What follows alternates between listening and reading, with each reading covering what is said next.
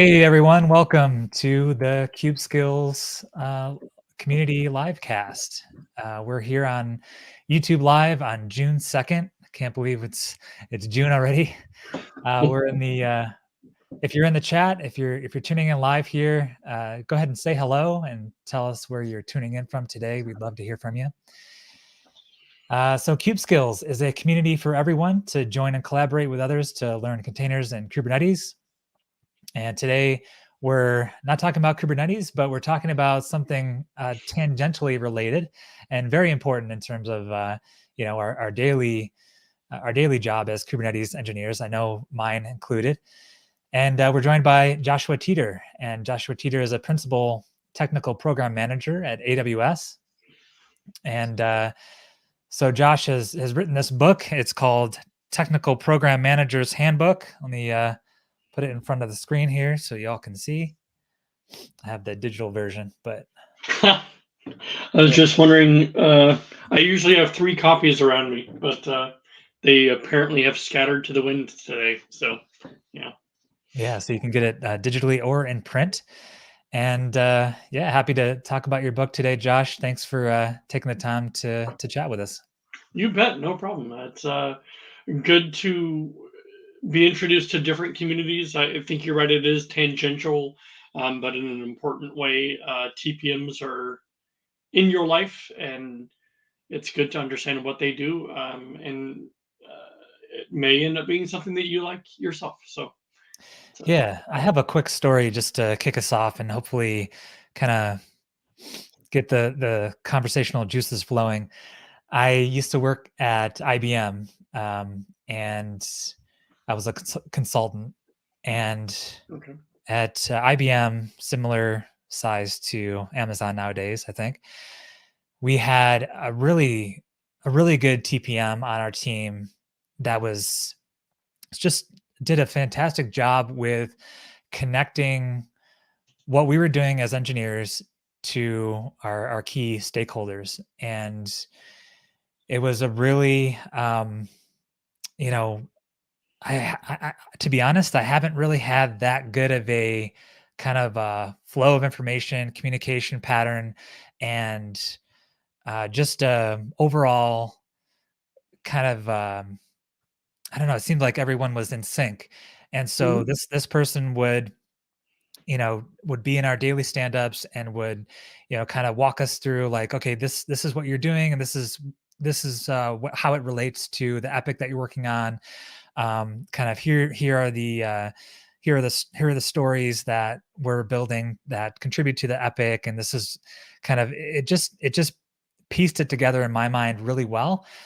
And so I really recognize, and I hope I did a good job of kind of you know showing Yeah. the benefit and the value of having a good TPM to be that translator. Yeah. And I wonder, I guess, how this book, and maybe if this book was kind of a kind of getting that message out, because I feel like that's lost on a lot of people. And um that I guess that doesn't click for everyone. I realize that Yeah. not everyone has that experience, and so people find trouble you know uh, getting that understanding. Yeah, sure.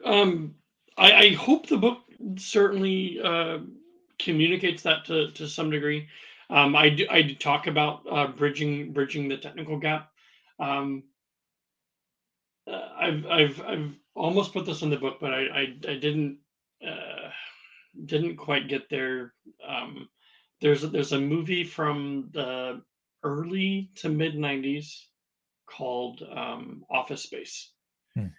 I don't know anyone in the audience who's seen that, but there's a guy. They're going through a big reorg. They're bringing in consultants. They're trying to figure out what everyone's doing to find out like whose job should stay and whose job should go. And they talk to this one guy, and they can't figure out what he does. Says, well, I talk to the customers because the engineers don't want to talk to the customers, and then um, and they're like, well, but why can't the engineers just do it? Like, because they don't understand the customers, and the customers don't understand the engineers. So that's my job. And he was fired. Um, that is a large part of what a TPM does, right? We are there to help the engineers understand why what they're doing is important, how it relates to the larger picture, both in terms of on the technical side, they may not fully they may not see the full picture, but also from the business side, like where's the business value? Why is this important for the business? Um, why is this requirement an actual requirement as opposed to just uh,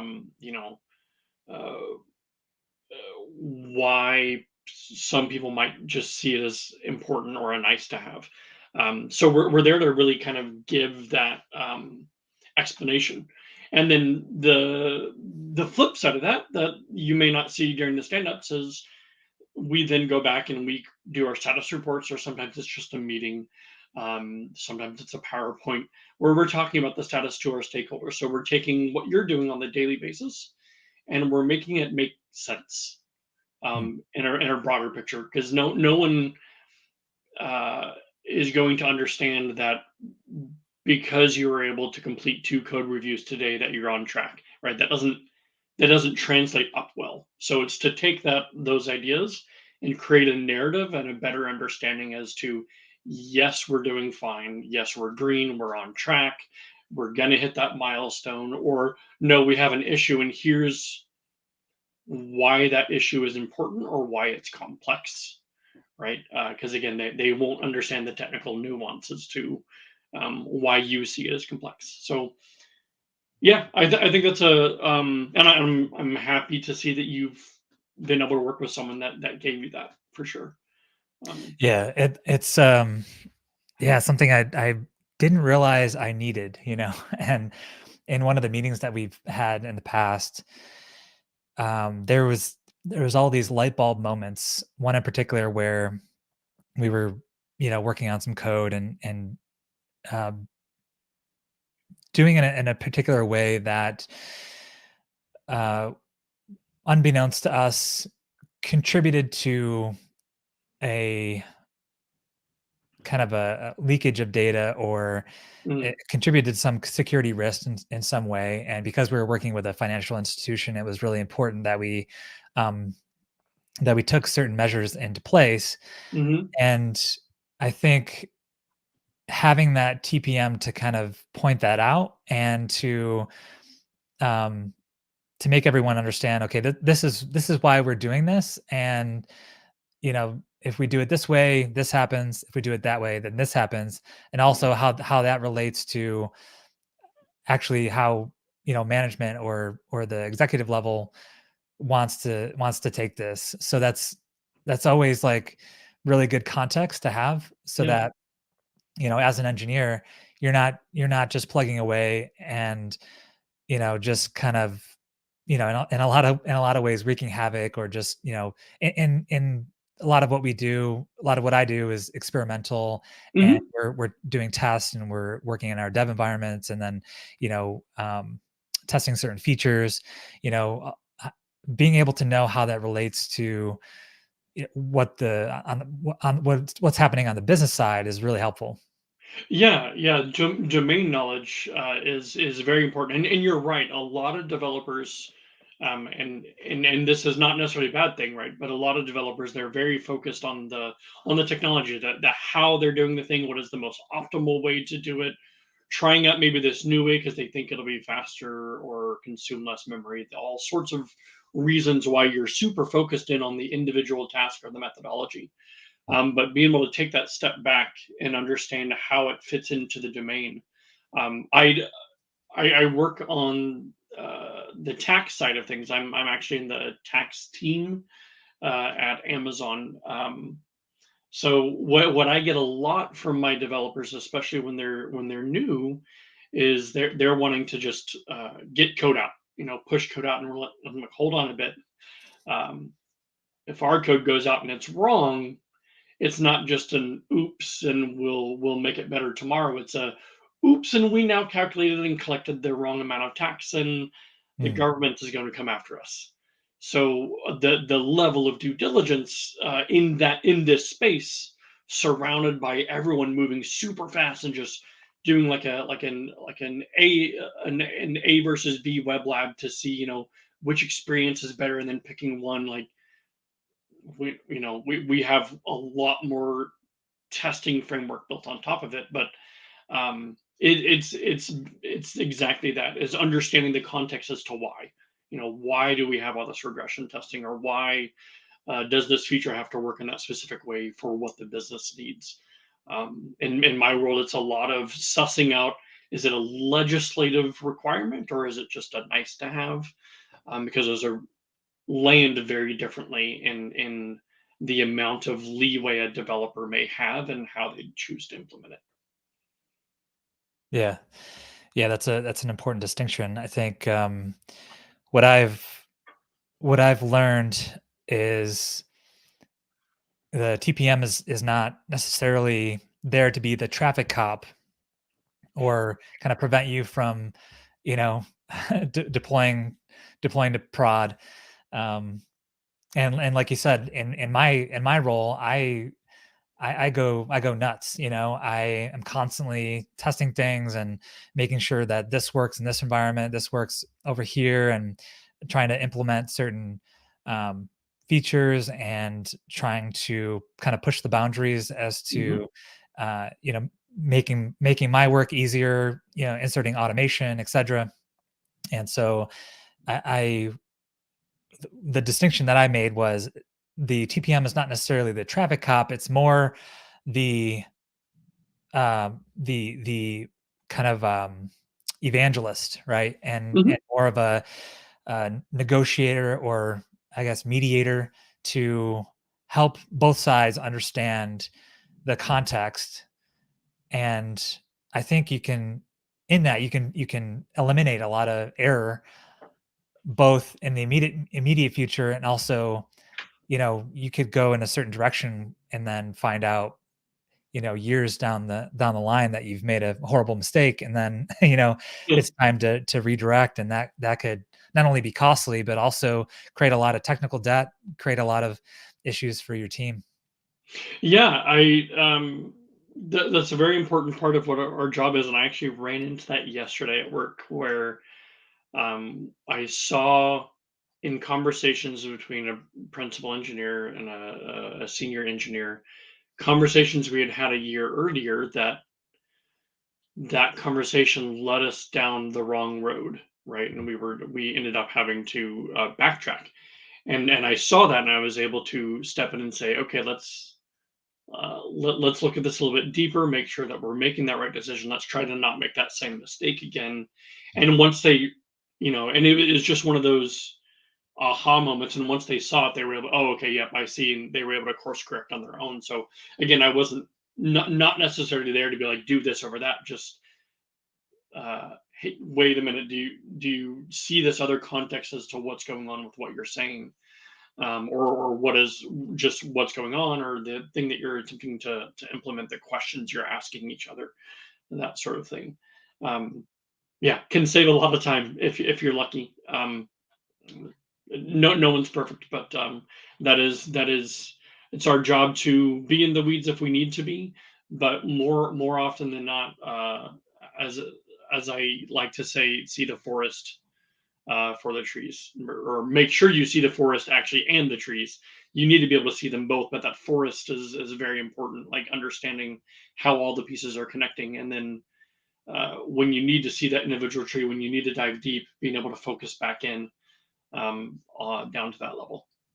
Yeah, I I always picture, like, everyone is in, to kind of continue that same analogy. Everyone's walking through the forest trying to find their village or where to set up camp.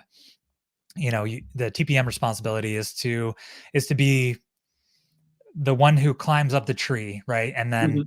looks with the binoculars and says, "We have to go that way," right? As opposed to everyone else who's on the ground that's not able to see, that there's a uh, potential hazard ahead, or just walking step by step, not able to see that far ahead, right? Yeah, there's a ravine 3 steps ahead of you that you Yeah. there's gonna be a problem statement when you get to it. Yeah, you know, that's a good point. You're looking out ahead. Sometimes you're even looking behind you, as well as well as ahead. You need to see both what you've done as well as what you're looking to do to make sure that things are still fitting together. I've often found like architectural decisions or just general project decisions of we've agreed that we're going to go on this path, Mm. right? And then looking backwards on those decisions in context with where you're moving to make sure are these still connecting? Does it still make sense? Was that decision correct in light of what we see in front of us? You know, and it's the job of those on the ground. You know, they're staying the path that we've made that decision. We're moving forward, and but we're trying our best to always verify Yeah. and as quickly as possible switch those paths if need be. Hopefully, we made the right decision, but you've always got to be diligent there and make sure. Yeah. Yeah.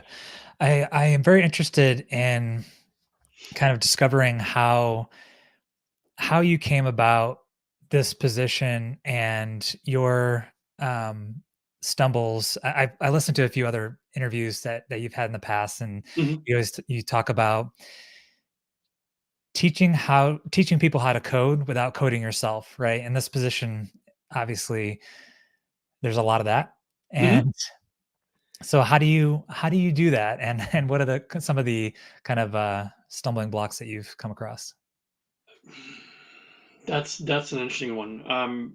It certainly helps if you've coded in the past. If you're going to go down that road, and I certainly have.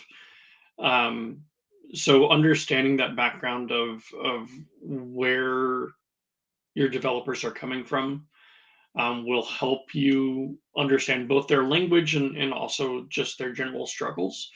Um, but I think more abstract than that, one of the value adds when it's you're in that world of not coding but teaching is being able to logically follow through with how things work and behave, understanding how your system actually behaves. Mhm. Not just these are the APIs I have and these are the inputs and outputs, but what happens given particular inputs? How does your system behave? How does it react? What are maybe some of the pitfalls to some of the to some of the methods that you have? What are some of the quirks, if you will, as to how they might behave or how they do behave that you're aware of? Being able to build kind of this mental model of these behaviors and this intrinsic understanding of your system um, helps you guide the developers when needed. I've seen often, um, usually during debugging, right? You're in testing and something goes wrong. I can in the systems I work in, I can often look at the input and have a good understanding of where it probably went wrong Mm. based on what the output was. Like, oh, okay, well, if I'm getting that sort of result, that is determined over here in this module or in this procedure. Let's go take a look at that and see if we can understand why that input is wrong. And so it's I'm not telling them exactly where the problem is, but I'm guiding them to have that better understanding, and hopefully from then they start to build that understanding as well, which is uh, to me, I think important when it comes to coding to understand um, how your system behaves and kind of anticipate it, especially as you're adding in features. What happens when I add this feature to the system? How is the rest of it going to behave? Because rarely is a change like that able to be done in a vacuum. Yeah, good point. I think that's good to go through those code reviews and point out those things that others may not see, not Hmm. only for the second pair of eyes, but also somebody that has that additional context that may say, you know, maybe try this way versus that way to get a different result. And Hmm. so, are a lot of people receptive to that, or a lot of people find that helpful, or do you ever get pushback, or how's that? early on in my career, I got a lot of pushback. There was a lot of that's the role of the senior dev. That's not the role of a technical program manager. And I had to continue to push back, say, well, you brought me in as a technical program manager, not a program manager, and there's a reason for that. Um, and had to help my team decide where the boundary was for us. And every team is going to be a little different. And I know plenty of TPMs that don't go that depth. They act more along the lines of a strict program manager who happens to have a technical background. Um, I don't see as much value out in that, so I try to push on the technical side. Hmm. Um, because it's why we're there. We're able to bridge that gap if we lean in on that technical. And the best way to do that is to see these code reviews, offer insights. Um, at the end of the day, I've been able to get everyone to see the value and appreciate that value. So you kind of have to keep at it, but you will find people that you know kind of the stay in your lane. They have a very specific idea of what each person does. Hmm. Um, Usually, I find that those people are maybe newer and they haven't seen what a TPM can be, and so they don't understand how the rules might overlap. And I've had devs move on to other teams and then ping me and say, "Man, I wish our team had a TPM. Now I'm stuck doing all those things, and Yeah. uh, it really detracts me from my work, from allowing me to optimize what I specialize in. All of a sudden, they're having to deal with statuses and tracking things and uh, not having that second pair of eyes to look at their architecture and their designs and yeah. So I've seen it, but Yeah.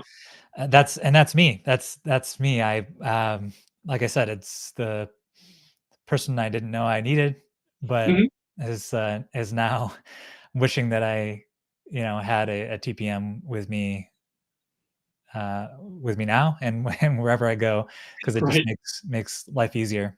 Just bring one along with you. Yeah. It'd be nice if we all had one.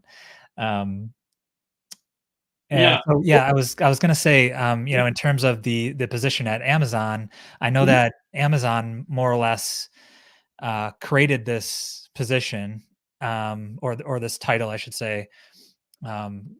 So I was just my curiosity stemmed from that, in that, mhm, people that maybe, like you said, are new people, new to Amazon, aren't familiar with this title, how they how they think of it, or how they react when they hear it, and then, how does I guess, how does Amazon approach this differently than other yeah. companies? Um, so I actually did a lot of research on the origins of the TPM. It's actually my favorite chapter one, but it's my favorite chapter in the book, to be honest, Hmm. because it was a lot of fun trying to set the stage and understanding of what the TPM is and where it came from. Um, it boils down to one of those things. Amazon didn't create it, but we uh, maybe perfected it or honed it. I'm not really perfected, but we took this concept that was there, and we certainly refined it and made really good use of it. And we were one of the first software tech companies to really go down that road and see value in that. But I think it's worth pointing out that the word technical in this case actually stems from specificity, Hmm. not, typically when we say the word tech, we think computers Yeah. or software in Java, and that to us is the word technology. When in this case, it really just means that you have some specification. NASA was one of the first to really use the term a lot, and that was and at the height of the space race in the 50s and 60s. They had technical program managers, but they were, I specialize in rocket design, Hmm. so I am leading that program of building the rockets. And so the technical there was I am a rocket scientist. Not that they're into computers, because computers barely existed at the time, but it has since moved on. Um, it's gone from this general term, and it's morphed into this very specific idea in most worlds, where you mean software when you say technical program manager. But I think the reason I say that it's a good distinction, because when you come into a place like Amazon, or really any other company, you have to have those conversations as to what it means to you, where that role fits, and to that, we do that yearly, at the very least. We have an internal conference for TPMs, where Mm. all TPMs come in, some software development managers, even some devs, again, that are might be interested. Hey, what is that TPM in my team doing? What is this all about? Or maybe I'm interested in making that career change. And it's a day long, or in this case, this year we moved to 2 days of just talks like this, about what a TPM is, where their value is, and then professional development, as well as like how do we become better at stakeholder management, how do we become better at communication, those sort of things. Mm. But you have to have those conversations always, because your company is not static, hopefully. So the needs of what the TPM is and how they can help should change over time. And I found also people coming in from other companies, they come in with a different view.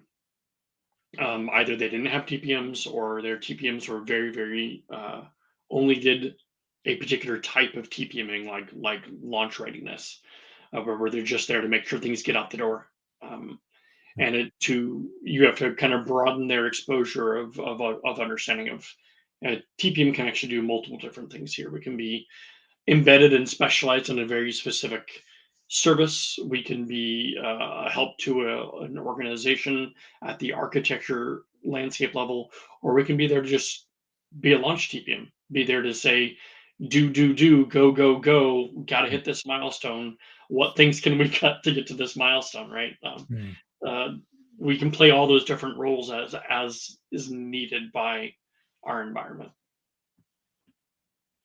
Yeah, I think that's also a good distinction to make. And I put the book that you referred to in Yeah, the first chapter. It's the Technical Program Manager's Guide to Survival, yeah, and the yeah, fun part. that's a good I would, point. I mean, yeah. it's a good point to point out, like, this kind of stems from technical being anything in technical nature, right? It could be, it doesn't necessarily relate to computers. It could be, anything that has a um, you know technical background. So science, like you said, Mhm. NASA, anything that's of the technical nature. So I think in in reading that, I was really interested to um, find out how that translates. I think you did a good job of kind of pointing it out in the first chapter in terms of where this role comes from and what it means. Um, and also you point out how it differs from Apple and other Mhm. organizations. So I think you pointed out that Apple doesn't require a PMP as a prerequisite in a team. Actually, other way around. They're the only ones that do in a lot of their in a lot, and I can't say that's for every use case, but at the time when I was doing the job searches, that's what I was finding. They were the only ones that said PMP as a prerequisite. Oh, okay. Yeah. So why do you think that is? Why do they require You that? know, I wish I could say, but they're not allowed to do interviews while they're at Apple. I reached out to several, and they all had to decline. Hmm. So the best I could do was with people who were previously there, or through these job posts. As to why they require it, my only assumption there is that uh, they follow the methodology a little bit closer than others do. I find in most cases in the tech world, there is no one way to do project and program management. So for an entire company to say we're going to use this methodology, you just don't really see it that often. I have it because I find it to be useful to understand the terms, understand the concepts from a particular lens, Mm. um, and to be able to use those where I see fit. But I do not follow the strict PMI methodology. So um, it's just there as another tool in my toolbox. But my assumption there would be that on Apple's side, that they're following it a little bit closer. If there's anyone out there listening to this that used to work at Apple that doesn't anymore, that would love to chime in, would love to reach out to me. Um, I would love to learn more. I tried hard, but they all my contacts I know are still there at Apple. So hard to get that insight. Yeah. And for those who don't know, PMP stands for Project Management Professional, which is a certificate that you can get. I should have Yeah, covered that fair. earlier, but yeah, that's interesting. And also something that you covered in the book, I think that you did a very good job of is making that distinction between a program manager and a project manager. And could you, for those who aren't aware, could you sum that up for us? Yeah. So, quick funny story on that. I remember when I first joined Amazon, I didn't know what a TPM was. I mean, it's 10 years ago, so it's understandable. Even back then, or especially back then, it was much more vague and not well used. Um, for my first month, I had to keep looking up and reminding myself whether I was a technical project manager or program manager because I'm like I don't remember what they said. What is my HR title? I don't know. Um, so I get it. Like a lot of people don't understand that distinction. I think even people um, or even companies that offer their role don't necessarily understand the distinction.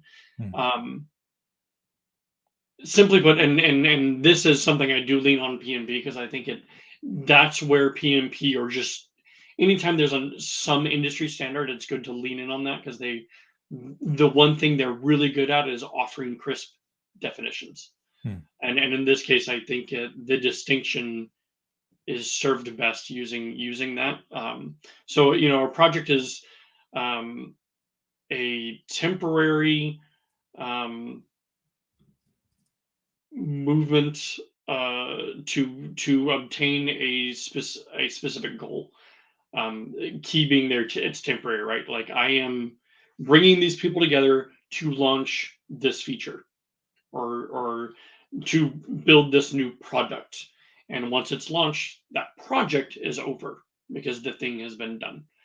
Hmm. A program is anytime that it you have multiple projects that are required to meet a larger goal.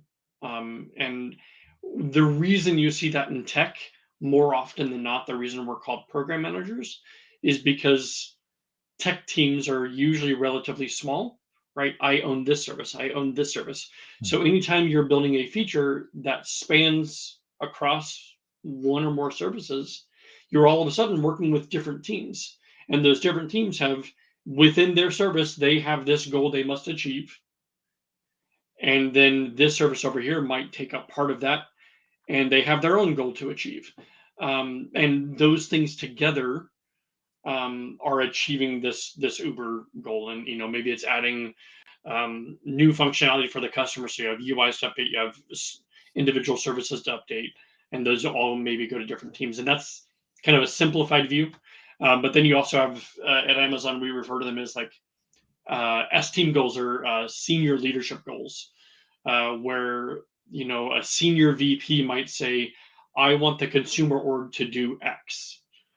Hmm. That may require every team in the consumer org to do something to contribute to that, which Hmm. is a much larger thing. But that in itself is a program where you have dozens or possibly even 100 teams all taking up this goal and they often think of it as in terms of goals like, oh, I have this goal for my VP. Mm, But when you have 20 people that have that same goal, what you're really doing there is you're running a program. mm, And that to me is the distinction. And you usually see that distinction.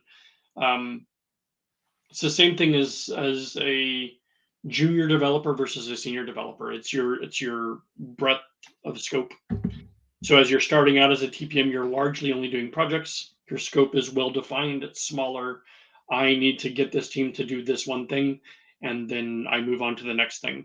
But then as you become a senior TPM and then a principal TPM, your scope broadens, and it's I need to get this org to do these things, mm. or better yet, I see something this org isn't noticing, and I need to convince them to move in this other direction. And that's when you get to the principal or the senior principal, and you're moving kind of higher up on in the canopy, looking down over the forest, and all of a sudden, what you're doing is you're affecting a larger area as opposed to a smaller area. Yeah, that makes sense. Very, very well said. I could picture that very clearly in my head. Um, and as you kind of connect those dots Mhm. and see those different teams all working towards similar goals, especially at the size of Amazon, I can imagine. I can imagine you're pretty busy, and Yeah. so I mean, how you said you've been a TPM since 2013. Mhm. So how has the role how has that role changed over the last 10 years? Hmm. Um, a lot. That's a long stretch of time to think through. Mm, Um, when I started, uh, principal TPM was as far as you could go. mm, There was no understanding of what your impact was beyond that level. Um, and it was much closer. The idea of what we call an embedded TPM, so TPM related specifically to an individual service, was more often than not what you saw, and that's what TPMs did. Since then, it's morphed into, like I said, this different levels of scope of understanding. I think maybe a good way to put it is a term we use at Amazon is breadth versus depth. mm, Originally, when you started, you needed to have a little bit of both to be a TPM. You had to have both breadth and depth. And they've realized over time that uh, depending on the needs of your team, you could do one or the other at specific levels. And earlier on in your career, you can just go deep in on a service, or you could know a little bit about a lot of the services around you to have that kind of that breadth.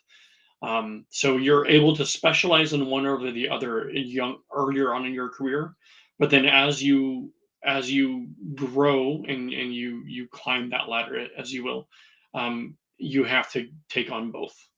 mm, But the breadth becomes more and more important, but you still have to be able to have some level of depth across the board. Um, that wasn't really necessarily there so much when I started. Other than that, it's some years PMOs are in favor, uh, project management offices where all the TPMs report under one person, yeah. and they kind of sit there and run all the projects and programs from one spot.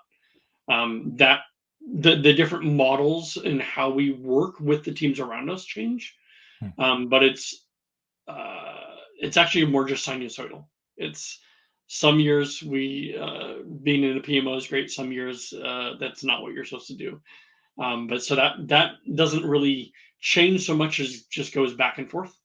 Um, mm, so that's not too bad. But I think the biggest thing at this point would be um, awareness of what a TPM does and where our value can be has grown significantly. More teams have TPMs now than they used to because they understand the value. Um, not only to their organization, but the value to the dev. Mm. It frees the developer up on a lot of administrivia, things that they shouldn't have to worry about while they're in the weeds trying to figure out the best way to implement something. We're there to take a lot of the higher burden away from them, while offering good technical direction where needed. So, um, as they say, a good force multiplier. Yeah. Um, a lot has happened over the past 10 years for sure. Hard to sum that up in just a few sentences even. Yeah, But, um, we've in the last 10 years, we've had, Scrum, Kanban, Agile, this thing called DevOps, and all these right. things came along. And Anthony actually asked a really good question, which was, during your research, um, on the particular program slash project management frameworks technology focused companies are using. Um, Mm. oh, okay. So What during are your we using? What do we curious, use? What sort of the- frameworks are we using? yeah, yep. Yep. Um, I have never met a team that actually does Scrum. I've met plenty of teams that think they do, or say they do. Mm, That word to me is it's a dangerous word because Scrum means I am literally doing exactly this list of things, and rarely it ever actually works out to that level unless you're a um, I find it works really well in the case of I own a product and my entire company owns just this one product, and we have a feature release schedule. Scrum works great. Outside of that sphere, when you get into these larger tech companies who everyone owns a small concept mm, within a larger ecosystem. So, like at Amazon, right, you have the team that owns the ordering workflow, team that owns the shipping components, team that owns the tax components. But then you also have the individual businesses, the people who own Prime, but they mm, don't own how the shipping behaves or how the taxes behave or how the right. So that to carve out like product within a nebulous space like that doesn't really work as well. mm. Um, so Scrum kind of falls short. Um, I've seen it, I've used it, I implemented Scrum when I started there. Um, we were strict Scrum for 3 months Mm. before it fell into what I deem as water gile. So when you say traditional, most people think of waterfall, Yeah. as in a very specific process of analysis to determine which projects you should be doing, um, finding the requirements, defining the requirements, finalizing the requirements, then moving into design, implementation, and release and testing. Right, In that all of order. Yeah. the like Mhm. like you don't go into the next one until the previous one is complete. Yep. So it's this waterfall. It's the step by step function, which is very slow, but it's really good at um, making sure you're doing exactly what it is that you were intending to do, Mhm. if you understand what that is. Um, but uh, and then on the agile side, and agile being just a catch-all term of we are doing some level of iterative development. Mm. That's where we find the value where the business teams may be very waterfall. That because and Amazon might try to say that that's not true, but we have an OP season where once a year we plan what we're doing in the next year, right? These are the projects we're going to do. So we've sat there, we've determined what's of value, then we take what's of value and you create the requirements from them. But then when it goes to actually doing the work, the development teams are iterative. Mm. So you hand them your backlog. Here's the stuff you do your 2 week sprint, your 3 week sprint, your month long sprint, whatever makes sense for your team, whatever works for you, and that's fine. So that's where I see kind of like a water gile approach. Mhm. Seems to work really well for a lot of larger orgs where it's hard to get the business. to become iterative, Hmm. you can kind of have this mix. And in that case, I see Kanban more often being successful, um, mainly because it gives more freedom to the devs, where you say, I just need these things from you. The order in which you pick them up, that's up to you, and you don't have to sit there and do planning every single week. You just pick it up as, I'm done with this task. I go and grab the next task, and the TPMs make sure that the backlog is still is there and ready to go. So for me, I see those more often than not. As far as project program management, I've used it all. Um, None of the companies I talked with have a singular methodology, though. Wow. Even in this one, just tickled my fancy. Microsoft doesn't use Microsoft Project. Wow. They they use Excel, which is what a lot of people use because Excel is one of those. It can do literally everything with very little constraints. So if your brain can think of it, you can force it to do that. Is that the right thing to do? Yeah, it's really easy to mess up, but man, it can do anything you want it to. Hmm. A lot of people use it. Um, but yeah, I've used packaged portfolio management tools like Workfront, Asana, and Smartsheets, and all those. I haven't used Monday yet, but I've used a lot of those other ones. But I just as equally use things like Quip. If you don't know Quip, like a it's like Microsoft OneNote essentially. It's Hmm. just not by Microsoft. It's the same sort of thing where you can dump anything in there, insert images, insert a spreadsheet in the middle of this document, like just throw stuff at the wall, and Hmm. it's just like a brain dump. So I've used that. I've used Excel. All the things. I think it really just depends on how complex your project or program is, how complex your organization is, like whether you care about resource management, because only very few of those tools will actually do that for you. So you just have to see what your team needs to understand what tools work best for you. And sometimes it takes a while, or sometimes it changes. The, I've been on the same team for 10 years. Not only is it weird to say I've been at Amazon for 10 years, but it's also the same team. And both of those things combined kind of make me a little bit of a unicorn. Um, but within that team, we've grown from 35 people to 350. Like when I started, there were 20 devs on this team, a few SDMs, and I was the second TPM. And Hmm. we've since grown to 350 across 4 geographies worldwide.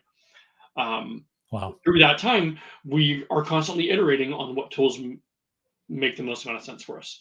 And every 2.5 years, we do a big shift and change because our scale has changed. And so the tool that used to work well for us no longer works. And if you're not constantly checking, uh, it's like always updating your Java. Make sure you're always on the latest version. Otherwise, you're going to miss out, or you're going to wait too long, and it's really hard 3 years later to skip four version sets.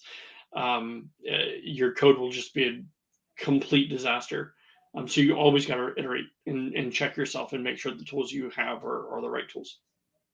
Yeah.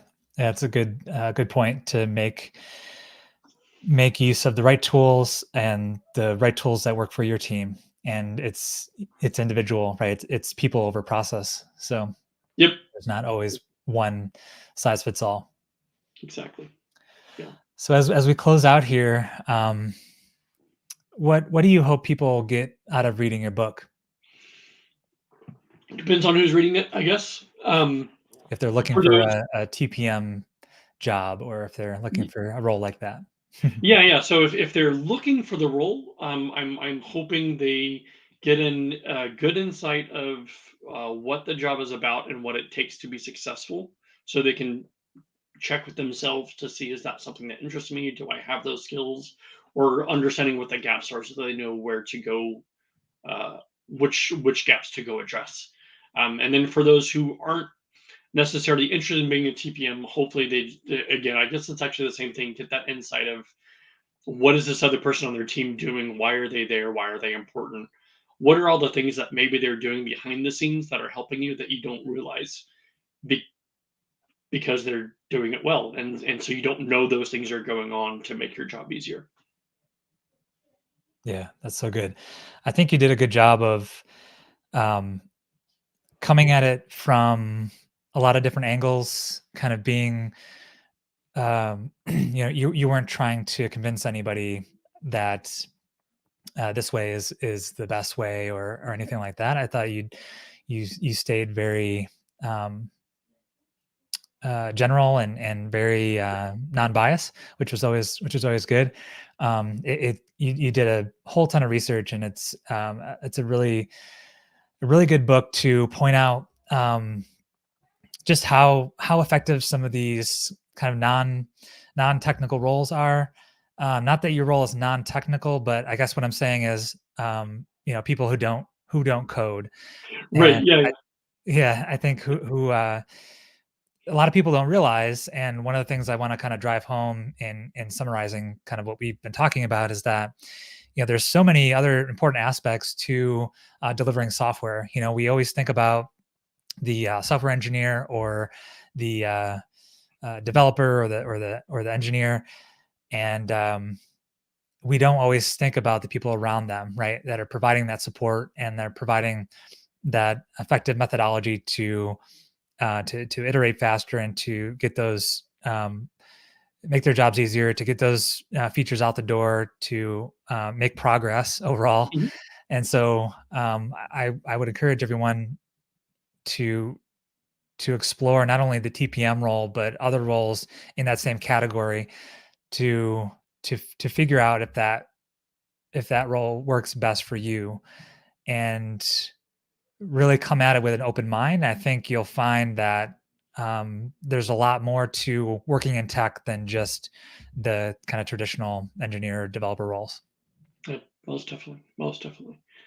Um, yeah, Yeah, well, it was, thanks for joining me today, Joshua. I appreciate it. I think we have a lot of stuff from your book, obviously, but also um, a lot of things that you've touched on today that kind of spark some interest in other areas. And so I appreciate you coming on, and I appreciate you writing the book. you bet. I'm glad to see it's been helpful, both within the TPM community and outside of the TPM community. That was my intention. So I'm glad to see that, and I'm always happy to discuss, as they say, talk shop. It's always fun. Yeah. Awesome. Well, thanks everyone for joining. Thanks, Anthony, for your question. It was definitely a good one. And for those watching, we'll see you next time. Bye, everyone.